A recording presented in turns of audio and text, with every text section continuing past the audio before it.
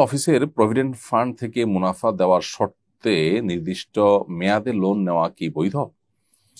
আহ, অফিসের provident fund থেকে তো লোন নিতেই পারেন আপনি, কিন্তু মুনাফা দেওয়ার শর্তে যদি দেন তাহলে সেটা তো পরিষ্কারভাবে সুদ হবে। কুল্লু কারদিন জাররা নাফআন ফাহুয়া রিবা। যেই লোন আপনার এর বিপরীতে আপনাকে প্রফিট দিতে হয় সেটা রিবার অন্তর্ভুক্ত হয়। সেই মূলনীতির আলোকে এটি আপনার জন্য জায়েজ নয়। প্রভিডেন্ট ফান্ড থেকে লোন নেওয়া বা আপনার লোন দেওয়ার সিস্টেম এটা মৌলিকভাবে কোনো নাজায়েজ নয়, কিন্তু প্রফিটের বিনিময়ে দেওয়া নেওয়াটা নাজায়েজ। এখন আপনি বলবেন যে আজকাল কে এভাবে বিনা প্রফিটে দিবে? হ্যাঁ, সেটাই আমাদের ডেভেলপ করতে হবে। এবং পৃথিবী আজ এতটা স্বার্থপর হয়ে গেছে যে আসলে কেউ কাউকে লোন দিবে বিনা স্বার্থে এটা মানুষ চিন্তাও করতে পারে না। অবশ্য একই সাথে আরেকটা বাস্তবতা হলো যে মানুষ এতটা প্রতারণার প্রবণতা মানুষের মধ্যে বেড়েছে যে মানুষ আসলে লোন নিয়ে লোনটা টাইম মতো ফেরত দিবে এটা মানুষ চিন্তাও করতে পারে না। তো দুই দিক থেকে সমস্যা আছে। যে সমস্যা দূরের জন্যই মোরাল ডেভেলপমেন্টের জন্য আমাদেরকে আন্দোলন করতে হবে, সংগ্রাম করতে হবে, বিপ্লব করতে হবে, সমাজে ব্যাপক পরিবর্তন আনার জন্য আমাকে উদ্যোগ গ্রহণ করতে হবে।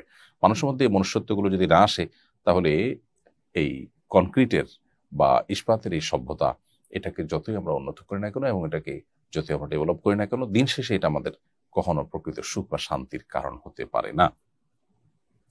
এরপরে প্রশ্ন হলো, বিয়ের পূর্ব শর্ত হিসেবে অনেকেই বলে থাকেন আগে নিজের পায়ে দাঁড়াও পরে বিয়ে।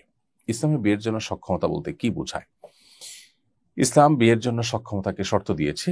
অক্ষম ব্যক্তির জন্য বিয়ে ফরজ নয়, তাকে ইসলাম বিয়ে করার নির্দেশ দেয়নি। বরং কোনো ক্ষেত্রে অক্ষম ব্যক্তির জন্য বিয়ে করা নিষেধও। সে নিষেধাজ্ঞার মাত্রা ব্যক্তি ভেদে পরিস্থিতি ভেদে ভিন্ন হয়, কিন্তু সক্ষমতাটা বিয়ের জন্য শর্ত, এটি ঠিক। আবার অক্ষম ব্যক্তির জন্য বিয়ে আবশ্যক নয়, সেটাও সঠিক। এখন কথা হলো যে কতটুকু সক্ষমতা হলে বিয়ে ফরজ হবে? উত্তর হলো বা বিয়ে করা জায়েজ হবে বা সুন্নাহ, সাধারণ অবস্থাতে সুন্নাহ হয় সেটা হবে। এর উত্তর হলো যে বিয়ে করার বিধান প্রযোজ্য হবে বা বর্তাবে যখন কেউ স্ত্রীর মহরের পাশাপাশি স্ত্রীর ডাল ভাত জোগাড় করার মতো সক্ষমতা যখন তার থাকবে, আর্থিক সক্ষমতা এবং শারীরিক সক্ষমতা তার কাছে থাকবে, তার জন্য বিয়ে করা বিধানটি তার জন্য প্রযোজ্য হবে।